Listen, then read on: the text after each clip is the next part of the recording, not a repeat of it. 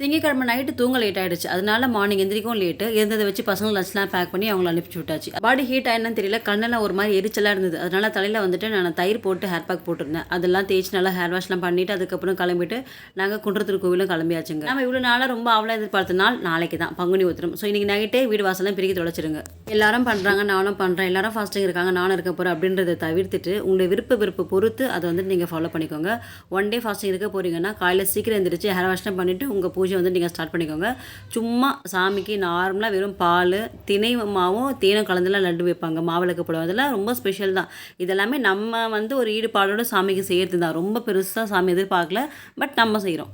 இங்கே எதுவுமே ரேண்டமாக நடக்கல, எல்லாமே ஒரு கனெக்டிவிட்டி தான். நமக்கு அது அதிகமாக வரணும் அப்படின்னா நம்ம ஒன்று கோவிலுக்கு போகணும், இல்லாட்டி ஜீவ சமாதிக்கு போகிறது ரொம்ப நல்லது. அங்கே போனால் நமக்கு ஒரு மன நிம்மதி கிடைக்கும். ஒரே டிப்ஸ் தாங்க, எல்லாத்தையும் பாருங்கள், எல்லாத்தையும் கேளுங்க. ஃபைனலாக உங்களுக்கு என்ன தோணுதோ அதை செய்யுங்க. ஸோ நீங்களாம் கேட்டதுக்கு இதுவே பதிலாக இருக்கும்னு நினைக்கிறேன்.